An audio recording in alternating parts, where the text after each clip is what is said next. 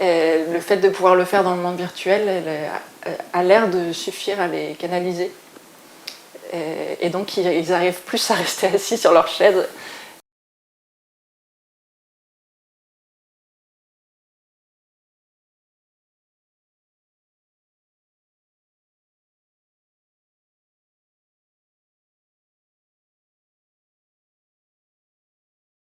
Du côté des élèves, je pense que, bon, déjà le virtuel en général, je pense que c'est très intéressant parce que ça permet d'expérimenter pour de faux. On a l'impression que c'est pour de faux, mais en fait, il y a du fait du vocabulaire virtuel, réel qui sont en opposition, on a l'impression que ce qu'on fait avec le numérique, c'est pas réel. C'est virtuel, ça reste dans une forme d'imaginaire, ou quelque chose qui n'est pas matérialisé.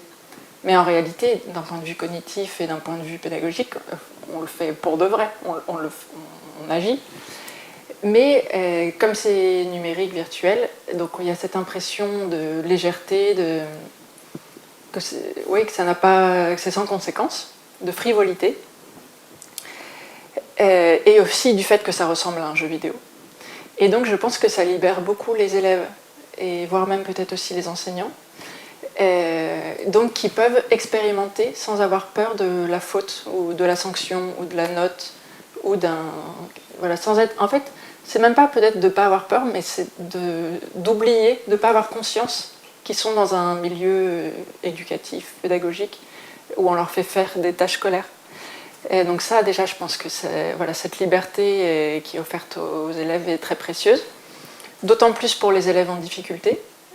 Ça les fait sortir de leur contexte et ça leur permet de montrer aussi d'autres compétences, de valoriser d'autres compétences que les compétences disciplinaires.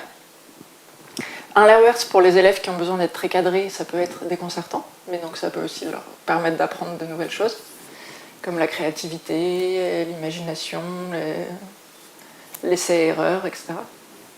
Il y a l'image de soi, mais qui est complexifiée, c'est-à-dire qu'on va pouvoir jouer avec plusieurs images de soi. Et donc on va jouer avec finalement différentes facettes identitaires. Et ça c'est intéressant puisque de ce point de vue on peut parler de réalité augmentée, y compris au niveau de l'identité des élèves, puisqu'ils vont pouvoir se saisir d'opportunités nouvelles pour travailler des facettes identitaires qui n'ont pas pu travailler en classe ou qui sont restés inhibés en classe. On sait que par exemple la popularité dans des études de sociologie, y compris quantitative, que la popularité est associée à un phénomène plutôt de réussite scolaire, la popularité dans la cour et la popularité dans la classe. Et donc de ce point de vue, c'était assez intéressant de voir que l'avatar a servi de média pour une transformation de l'élève du point de vue de sa popularité, donc de sa relation aux autres et de son insertion sociale dans le collectif de la classe, à la fois de la classe française, mais aussi de la classe avec les correspondants étrangers, puisque c'était une classe qui correspondait dans l'espace immersif avec les avatars, avec une classe allemande. Voilà. Et donc cette jeune fille a construit des artefacts, elle s'est habillée d'une certaine façon, mais elle a su aider les autres aussi, et ça l'a conduit à travers ces interactions à développer ce germe de nouvelle identité dans l'espace immersif, et qui a été réactivé ensuite en classe par l'enseignant, c'est-à-dire que l'enseignant, avec de l'empathie bien sûr, a sollicité l'aide de l'élève, et à transformer la relation de l'élève à la matière, où elle a pu à nouveau redévelopper de l'énergie pour travailler à la mémorisation. Et donc là, au bout de la deuxième année, on observe un effet sur la mémorisation du vocabulaire. C'est une élève qui avait d'énormes difficultés de mémorisation. On puisse reconnecter avec un enseignant à distance sur la plateforme permet à la fois d'être comme dans du face-à-face avec l'enseignant, sans être en vrai face-à-face, puisque ce sont les avatars qui se rencontrent. Et donc on a une distance sociale et cognitive qui est amoindrie avec l'enseignant. On va oser poser plus facilement des questions. On va interagir aussi avec les élèves qui sont là, qui sont un peu comme nous. Hein. Il y a une empathie qui se développe. Et finalement, ce petit monde avance ensemble Et alors ce qui est intéressant, c'est la réimportation des capacités, de l'identité qui est en reconstruction dans le monde immersif, comment cette identité de l'élève là qui évolue est réimportée dans la classe. Et là également, on commence à observer des premiers résultats positifs, puisque l'élève commence à identifier de façon beaucoup plus précise ses besoins au niveau des questions, de ce qu'il n'a pas compris. Il va préparer ses questions pour le soir. Il arrive en classe, il a tout préparé, il a préparé ses affaires, son stylo, son cahier, tout est prêt. Et donc là, on voit qu'il y a des compétences sociales qui sont déjà mises en place et qui étaient en perdition, je dirais, dans le sentiment d'être en échec scolaire. Pour les enseignants, c'est un nouveau territoire à expérimenter. Donc, à première vue, ça peut être assez effrayant, parce qu'on se dit c'est trop vaste, je ne sais pas par quel bout le prendre, je ne suis pas formée pour le faire, je ne vais pas y arriver. Les élèves sauront faire mieux que moi ce qu'il faut. Mais je pense, enfin, de ce que j'ai vu, quand ils s'y mettent, ils sont vraiment séduits parce que en fait, ça leur permet de ne pas s'ennuyer, d'avoir des nouveaux challenges, des nouvelles choses à expérimenter, à prendre en main, et avec tout un monde des possibles, et avec du soutien par la société immersive, qui fait qu'ils ne sont pas seuls en fait. Déjà, il y a beaucoup d'entraide entre eux. Il y a une enseignante qui me disait que c'est le premier projet qui les fédère autant les uns les autres et qui crée autant de réunions interdisciplinaires. Donc ça, c'est quand même génial. Et elle, qui commençait un petit peu à s'ennuyer, à avoir envie de changer d'établissement, ça l'a vraiment remotivée à rester, à reprendre une respiration, de se dire il y a quelque chose de nouveau qui est difficile mais qui est franchissable, quoi. Alors pas tous les enseignants utilisent cette technologie, mais pour certains, elle représente une opportunité de renforcement d'une certaine forme de pédagogie qu'ils ont déjà mis en place. Et donc ce qui nous intéresse, c'est le sens que cette technologie a pour eux, mais en même temps, vers quelles nouvelles règles elle les conduit en termes à la fois d'usage, mais aussi de relations aux élèves, de scénarisation des contenus. Et donc quand on parle de ça, on est peut-être au niveau individuel, mais évidemment la question de mutualiser des scénarios, de mutualiser des temps de partage, des moments de régulation va émerger. Et donc on ne peut pas étudier l'appropriation de la technologie seulement au niveau des individus et des enseignants individuels dans la classe, même s'ils ont tendance en effet à être individualisés dans leur métier, dans leur pratique, mais on va interroger aussi les usages du point de vue de la reconfiguration de collectifs dans l'organisation qu'est le collège. Donc on a ces observations multiniveaux, hein, et ça implique aussi donc, de regarder l'usage à la maison, l'usage dans le collège et l'usage hors des yeux des enseignants, c'est-à-dire qu'est-ce qui se passe dans le monde des élèves en dehors des cours. Et on se rend compte qu'il se passe des choses qui relèvent aussi de l'enseignement, c'est-à-dire qu'il y a de l'entraide, on redéfinit les binômes avec qui on a envie de travailler, etc. Et donc on va avancer en travaillant avec les enseignants sur des modules où ils peuvent aller seuls explorer les langues étrangères, par exemple, de façon ludique, mais sur la base du volontariat, ou construire eux-mêmes des artefacts pour avancer dans ce sens. Par exemple, récemment, un des enseignants nous a dit qu'il aimerait comprendre pourquoi il y a des élèves qui vont décrocher dans le monde immersif aussi. Alors, est-ce que c'est parce qu'ils se rendent compte que finalement, ils y sont pour travailler, ou est-ce que c'est pour d'autres raisons? Et donc, quand on a fait des entretiens des élèves, on a essayé de comprendre pourquoi, à un moment donné, ils pouvaient décrocher. Et ça va nous aider à trouver de nouvelles règles pour mieux encadrer ces élèves, y compris dans l'usage du monde immersif. Par exemple, un des résultats, c'est que l'implication des parents est quelque chose d'important.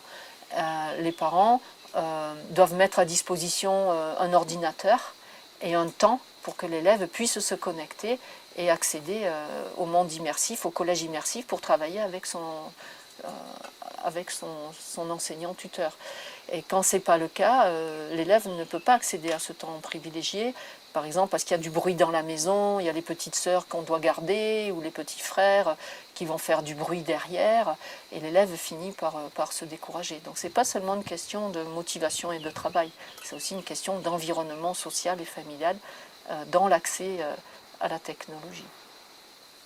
Alors si je reviens sur les données, bien sûr on a ces données d'entretien que l'on va appeler des entretiens de triangulation, puisqu'on va, on va interviewer les enseignants, on va interviewer les élèves dans la même matière, dans différentes matières, on va interviewer le principal du collège, on va aussi interviewer des acteurs de l'environnement territorial, puisque le territoire fournit aussi les réseaux et la technologie.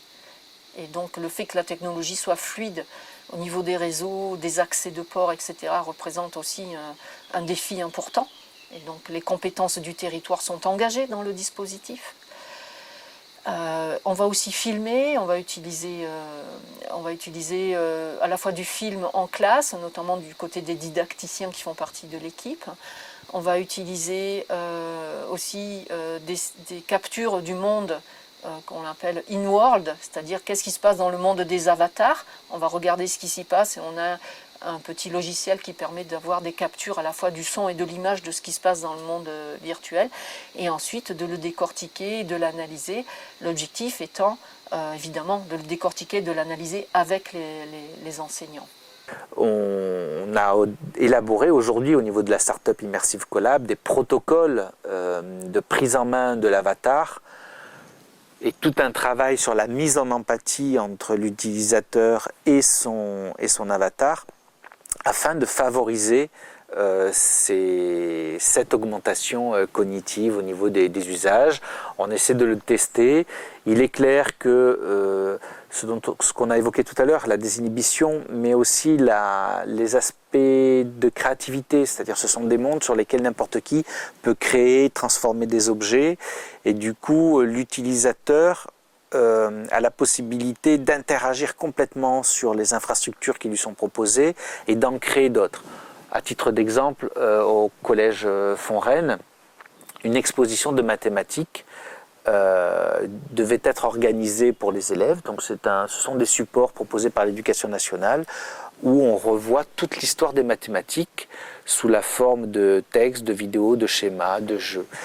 Et en fait, ce sont les élèves d'une ou deux classes, je crois, du collège Fontaine qui ont mis en place cette exposition. C'est-à-dire qu'ils ont fait l'installation de l'exposition, les panneaux, la mise en place des images sur les supports. C'est-à-dire que ce n'est même plus ni nous en tant que techniciens de ce type de technologie, ni les professeurs qui font ce type d'installation, mais les élèves eux-mêmes qui mettent en place des dispositifs pédagogiques qui leur sont destinés. Et donc ce type de co-créativité, de co-conception proposée par la technologie réalité virtuelle immersive facilite l'intelligence collective. Et on peut encore la visiter, il suffit de se connecter et les élèves pourront vous faire la visite de cette exposition sur l'histoire des mathématiques. Les jeunes, si on fait l'hypothèse que ce sont encore les jeunes, les publics les plus fragiles auxquels il faut s'intéresser, il faut aller sur les lieux où ils sont pour les amener et les convertir à des pratiques un petit peu différentes. D'ailleurs, on travaille actuellement au développement d'un chatbot. C'est un logiciel conversationnel qui sera incorporé par un avatar dont la mission sera d'arpenter les lieux où jouent ou travaillent nos publics, et en particulier les jeunes, pour déceler à la fois les pratiques un peu déviantes, quand ils sont un peu brutales entre eux, quand ils s'insultent, etc. Donc avoir un robot qui vienne leur dire que c'est pas bien de s'exprimer comme ça. Mais en même temps, la possibilité pour ce robot d'avoir accès au temps de connexion et d'interpeller quelqu'un qui est connecté depuis plus de 60 minutes, par exemple, en lui proposant un contrat de déconnexion, c'est-à-dire de reprendre des activités sportives, de s'aérer, d'aller à l'extérieur, etc. Donc on est déjà en contact avec des psychologues qui feraient le même travail dans ces mondes virtuels pour repérer des enfants qui ont tendance à ne pas se déconnecter au-delà des temps raisonnables, pour passer avec eux des véritables contrats de déconnexion en leur proposant et en les suivant sur des activités sportives extérieures. L'enfant sait que ce qu'il a en face de lui, c'est un algorithme, c'est un programme. Et du coup, on enlève l'aspect jugement Donc c'est pas quelqu'un qui surveille et qui vient porter encore un jugement en disant fais pas ci, fais pas ça, sois raisonnable, allez écoute-nous, etc. C'est simplement un algorithme qui réagit automatiquement à des temps de connexion, à des paroles émises et qui va systématiquement et de façon bienveillante aller vers la personne pour dénoncer ou interpeller sur un comportement un petit peu délicat. On fait l'hypothèse que le fait d'être interpellé par un robot, donc qui ne juge pas, sera mieux perçu au niveau des enfants.